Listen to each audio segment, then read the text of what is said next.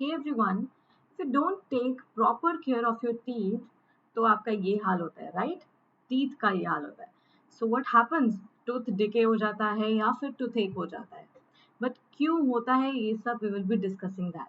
And before that will be talking about the types of teeth that we have. कौन कौन से types होते हैं टीथ के, किसका क्या रोल है एंड हमें क्यों अपने टीथ की प्रॉपर केयर करनी चाहिए. So this is a topic from nutrition in animals, जो आपकी क्लास 7th का टॉपिक है इस चैप्टर का, न्यूट्रिशन इन एनिमल्स का. So let's get started without any delay. Understand करते हैं इस टॉपिक में क्या है. And if you have not subscribe तो जल्दी से सब्सक्राइब का बटन भी कर लीजिए press and share it with your friends also. So basically teeth क्या है? टीथ हमारे माउथ का सबसे पहले जो हमारे डाइजेस्टिव सिस्टम का फर्स्ट प्रोसेस क्या है कि जो whatever food that we are eating वो कौन उसको सिंपलर फॉर्म में कौन च्यू करता है हमारे लिए, वो होते हैं टीथ, राइट? सो टीथ हेल्प करते हैं, आपको पता है कि बाइटिंग में और च्यूइंग में हेल्प करते हैं. डिफरेंट टाइप्स ऑफ फूड उसको सॉफ्ट बनाते हैं, प्लस सलाइवा भी इसमें रोल प्ले करता है which helps in soften the whatever we are eating, उसको सॉफ्ट बनाता है. एंड टीथ उसको च्यू करते हैं, ग्राइंड करते हैं, सिंपलर पार्ट्स में उसको ब्रेक डाउन करते हैं, राइट? अब क्या होता है कि टीथ में देयर इज अ आपने इनेमल के बारे में सुना होगा, right? So enamel is that coating जो टीथ की आउटर लेयर पे होती है and which is the hardest substance in the body. हमारी बॉडी में सबसे ज्यादा हार्डेस्ट कोई चीज होती है वो होता है इनेमल. एंड ये एक्चुअली तो स्ट्रॉन्ग होता है, बट अगर आप अच्छे से टीथ ब्रश अगर आप बहुत ज्यादा हार्ड तरीके से करते हो तो ये ब्रेक भी कर सकता है ये. And let me tell you कि इनेमल जो है वो बना होता है नॉन लिविंग थिंग से. आई मीन ये टिश्यू से नहीं बनता है. सो अगर ये खराब हो गया, if it gets break down, so ये अपने आप रिपेयर नहीं होता, ठीक है? तो इसलिए जब टीथ की केयर की बात करते हैं then we do talk about कि आप ब्रश जब करते हैं तो बहुत ज्यादा हार्ड नहीं होना चाहिए सो दैट आपका इनेमल वैसे ही नहीं खराब हो जाए, राइट? तो थोड़ा जेंटल होना चाहिए but it should actually clean all the teeth, right? So the types of teeth that we have आपको सबको पता होगा. Incisor, canine, pre molar and molar. अभी अपर जॉ का स्ट्रक्चर आपको दिख रहा है. फ्रंट के जो 4 टीथ होते हैं आपको पता ही इंसाइजर्स होते हैं एंड इनका क्या रोल होता है अभी डिस्कस करते हैं. देन आपने देखा होगा ये लोअर जॉ में एंड अपर जॉ में इस तरीके से शार्प, राइट? इस तरीके से ऐसे शार्प स्ट्रक्चर का जो टीथ होता है उसे बोलते हैं केनाइन.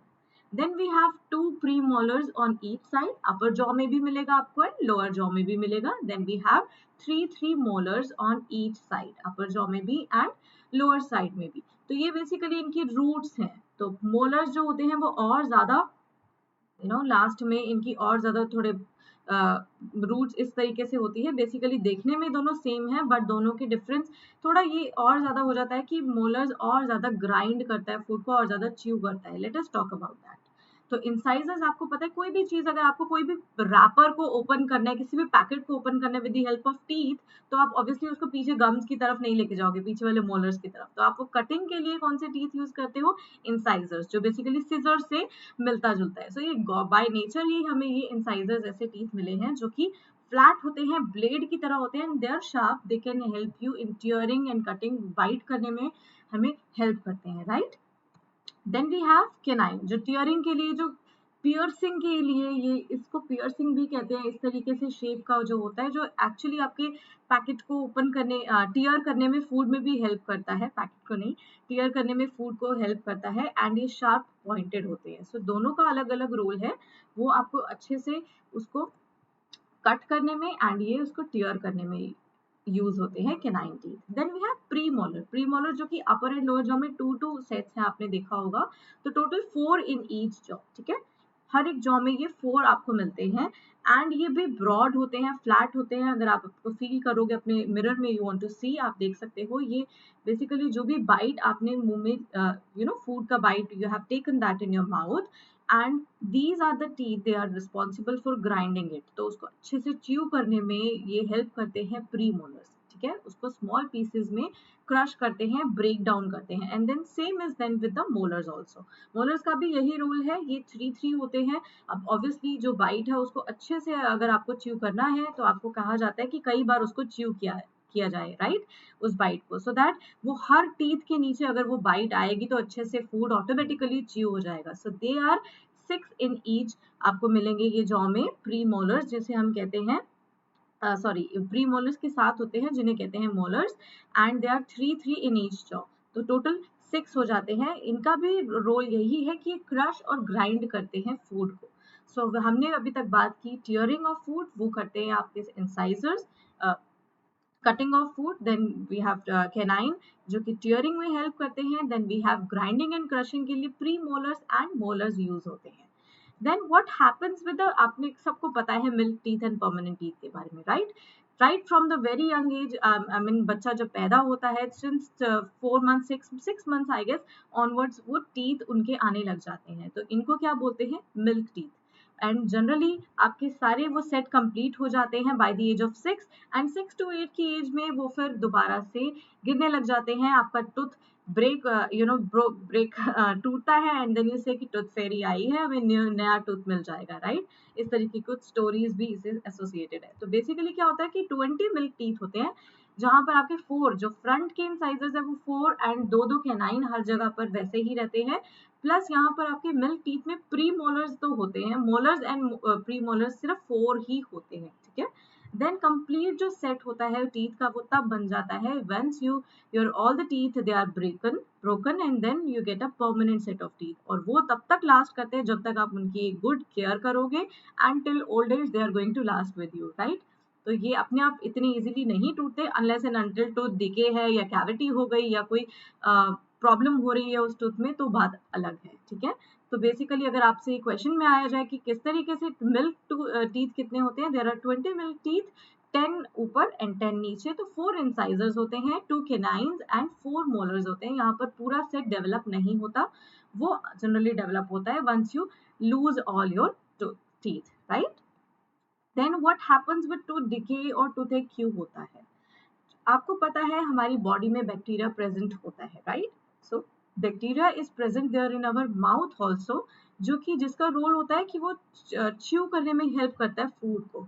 बट वंस क्या होता है कि once your food you have taken your food, आपने खाना खा लिया, एंड व्हाट हैपेंस कि वो स्मॉल बिट्स एंड पीसेस में फूड जो है अगर आप टीथ में स्टक रह गया, तो वो जो बैक्टीरिया है वो लेफ्ट ओवर फूड के साथ रिएक्ट कर जाएगा, and what will happen, acid will be formed.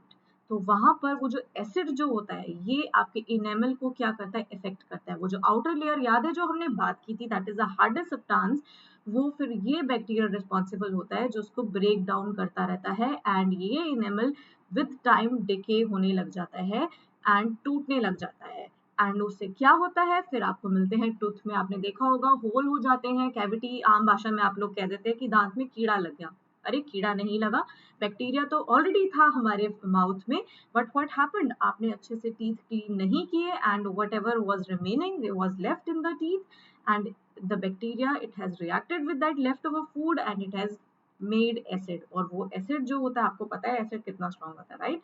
And वो क्या होता है, वो इनेमल को धीरे धीरे धीरे धीरे उसको कोरोड करता रहता है, डेके करता रहता है, एंड अल्टीमेटली फिर हमें जब टूथ एक होता है वो इस स्टेज तक आ चुका होता है, तो हमें रियलाइज होता है कि यार दांत तो खराब हो चुका है, राइट। तो हम ऐसा ना करें, उसको अवॉइड करने के लिए क्या करना चाहिए, ओके उससे पहले बात करते हैं कि टूथ डिके फिर ये जर्म्स, ये बैक्टीरिया से क्या करते हैं। आपके दांत में या तो होता है कि कैविटी हो जाती है, होल हो जाता है, you start getting foul smell, आपके माउथ से इतनी फ्रेश स्मेल नहीं आती, वो फाउल स्मेल आने लग जाती है। Then you may loosen your teeth, आप अपने परमानेंट टीथ जो आपके पास आ चुके हैं आप उसको भी गवा सकते हैं, आई मीन वो भी गिर जाते हैं, लूज हो जाते हैं टीथ, ठीक है। टूथ एक हो जाता है, अगर आप कुछ भी स्वीट स्पेशली आप कोई चीज खाओगे तो आपको सडनली बहुत ज्यादा लगेगा, वो आपने एड भी देखा होगा, राइट, कि सेंसिटिविटी इन टीथ, है ना, कि ठंडा और गर्म की सेंसिटिविटी होती है, वो गम से रिलेटेड, और ये सब मतलब ये क्यों होता है कि अगर एक हेल्दी टूथ नहीं है आपके पास, that is why it is all happening, right. और स्टमक डिसऑर्डर्स में भी ये रिस्पॉन्सिबल होता है, क्योंकि वही फिर वो एसिड जो है वो आपके स्टमक में भी रीच करेगा, जो एसिड आपका बन रहा था माउथ में, right, and ultimately it will cause stomach problems also. So ये क्या है, ये आप ये देख सकते हो, ये बेचारे इसमें होल हो चुका है, कैविटी हो चुकी है, राइट। आपको क्या करना है कि आपको टूथ डिके ना हो, उसके लिए क्या करना है, you should avoid eating too many sweets. I know आप सबको आइसक्रीम, चॉकलेट, स्वीट्स बहुत अच्छे लगते हैं, but whenever you eat any kind of sweets, just go and rinse your mouth, ठीक है? उसके बाद आपको एक बार rinse कर लेना चाहिए। Then you should brush your teeth at least twice a day।